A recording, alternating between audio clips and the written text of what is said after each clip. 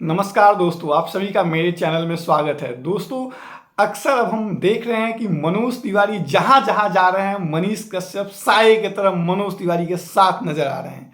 हमने देखा कि आसनसोल के बीजेपी प्रत्याशी के लिए मनोज तिवारी जाते हैं और जनसभाएं करते हैं, और मनोज तिवारी के साथ साथ आप मनीष कश्यप को भी देखते हैं। मीन्स मनीष कश्यप भी मनोज तिवारी के साथ आसनसोल जाते हैं। और दोस्तों, जब से मनीष कश्यप ने बीजेपी ज्वाइन किया है, तब से यूं मानो कि मनीष कश्यप का बिहार से नाता रिश्ता खत्म हो गया है। मैं ऐसा इसलिए बोल रहा हूं क्योंकि अब मनीष कश्यप बिहार में नजर नहीं आ रहे हैं। मनीष कश्यप दिल्ली में रह रहे हैं, और जहां भी मनोज तिवारी जा रहे हैं वहां पे मनीष कश्यप को आप उनके साथ देखेंगे।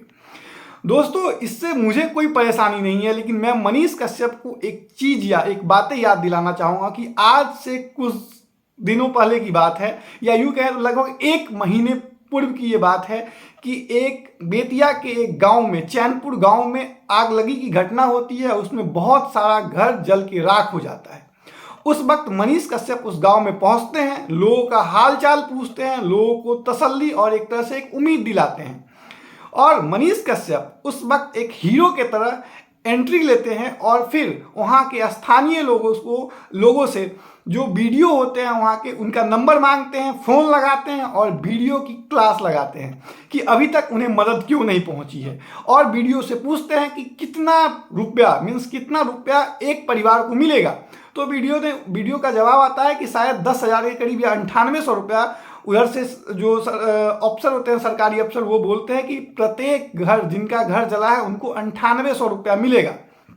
तो मनीष कश्यप इस बात पे वीडियो की क्लास लगाते हैं कि ये मदद अभी तक क्यों नहीं पहुंची है। और तब लोगों को मनीष कश्यप का ये बात बहुत ही अच्छा लगता है, और लगता है कि ये एक ऐसा बंदा है जो उनके लिए फाइट कर रहा है। और फिर मनीष कश्यप उन लोगों के बीच में एक ऐलान करते हैं, या यूं कहें तो लोगों को एक बात कहते हैं कि अभी मैं बंधा हुआ हूं, कि मैं आपका मदद नहीं कर सकता, क्योंकि मैंने पश्चिमी चंपारण से चुनाव लड़ने का डिसीजन लिया है, और अगर मैं अभी आपका मदद करूंगा तो वो आचार संहिता के दायरे में आ जाएगा, और फिर जो अलग अलग पार्टियां हैं वो मेरे पे सवाल खड़ा कर देगी। और मनीष कश्यप वहाँ पे लोगों के समक्ष ये बात भी कहते हैं कि अगर मैं चाहूँ तो बड़ी आसानी से 1-1 लाख रुपए का मदद आप लोगों के लिए अरेंज करवा दूंगा। मीन्स वो या तो खुद से देते, नहीं तो वो चंदा के रूप में, चूंकि वो सोशल मीडिया में एक बहुत बड़े इन्फ्लुएंसर है, तो उनके कहने पे बहुत सारे लोग हो सकता था मदद कर देते। लेकिन अब मैं मनीष कश्यप से ये सवाल पूछना चाहता हूं कि जब ये क्लियर हो गया कि अब आप चुनाव नहीं लड़ेंगे, चूंकि आपने बीजेपी जब से आपने बीजेपी ज्वाइन किया, तब से ये बात की पुष्टि हो गई कि अब आप पश्चिमी चंपारण के क्षेत्र से चुनाव नहीं लड़ रहे हैं, तो मनीष कश्यप आप बेतिया क्यों नहीं गए? आप चैनपुर गांव क्यों नहीं गए? आपने वहां के लोगों का हालचाल दोबारा क्यों नहीं पूछा? मैं ये आपसे सवाल पूछता हूं, आपने वहां के लोगों की मदद क्यों नहीं की? क्योंकि उस वक्त आपके पास एक रीजन था, या यूं कहे तो एक बहाना था कि मैं बंधा हुआ हूं आचार संहिता के दायरे में, इस कारण से आपकी मदद नहीं कर पा रहा हूं। लेकिन अब आपके ऊपर ऐसा कोई दायरा नहीं था, आप जा सकते थे, वहां के लोगों की मदद कर सकते थे, लेकिन उस वक्त ऐसा आपने कुछ भी नहीं किया।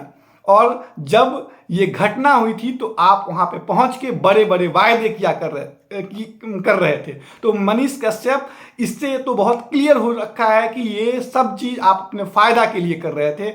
आप लोगों की सहानुभूति प्राप्त करना चाहते थे, ताकि आप एक फैन फॉलोइंग दिखाएं, ताकि आपको कोई पार्टी अपने में शामिल करे। और आपका मकसद पूरा हुआ, बीजेपी ने आपको अपने पार्टी में शामिल किया, और तब से आप जो हैं कभी किसी लोग मीन्स कोई भी बिहार की जो समस्या है, तब से मैं एक भी वीडियो आपके चैनल के द्वारा नहीं देख पा रहा हूं जहां बिहार की समस्याओं के बारे में बात किया जाए। जबकि कुछ समय पूर्व, कुछ दिन पहले की बात है, आप जमकर वीडियो बनाया करते थे और बिहार की समस्याओं पर बात किया करते थे। लेकिन जब से आपने बीजेपी ज्वाइन किया है, यूं मानो कि बिहार में मानो राम राज सा हो गया है। बिहार में कोई समस्या नहीं है, क्योंकि आपके चैनल पे एक भी वीडियो नहीं आ रहा है। मैं मान सकता हूं कि आप बिजी हैं, मैं मान सकता हूं कि आप अभी चुनाव में बहुत व्यस्त हैं, लेकिन आपका चैनल चूंकि एक बड़ा चैनल है, यूट्यूब चैनल में के कैटेगरी में अगर हम देखें तो क्यों नहीं आपके चैनल के अन्य सदस्य जाके अब समस्याओं पे बात कर रहे हैं? क्यों ऐसा इसलिए नहीं हो पा रहा है क्योंकि चूंकि बिहार में कहीं ना कहीं अभी बीजेपी की सरकार है, एनडीए अलायंस की सरकार है, तो आप अपने ही सरकार के समक्ष सवाल नहीं पूछ सकते, इतनी हिम्मत आप में नहीं है और नहीं इतनी आजादी आपको पार्टी ने दी है। तो अब आप वही करेंगे जो एक पार्टी के अंदर एक कार्यकर्ता को करना पड़ता है, हमेशा अपने पार्टी का प्रचार, हमेशा अपने पार्टी के लिए काम करना पड़ता है। तो अब आप निष्पक्ष पत्रकारिता नहीं कर सकते हैं और जो लोगों से आपने वादा किया था वो वादा भी अब आप पूरा नहीं कर सकते हैं मनीष कश्यप। और इस बात का सबूत आपने दे दिया कि अभी तक आप बेतिया के चैनपुर गांव में दोबारा लोगों का हाल चाल जानने नहीं गए और जब गए थे उस वक्त आपको उनकी जरूरत थी, उनके सहानुभूति की जरूरत थी और आपने अपना मकसद पूरा किया। दोस्तों, अगर आपको ये वीडियो अच्छा लगा हो तो आप मेरे वीडियो को लाइक और शेयर जरूर करें और मेरे चैनल को सब्सक्राइब करें। Thank you for watching my video.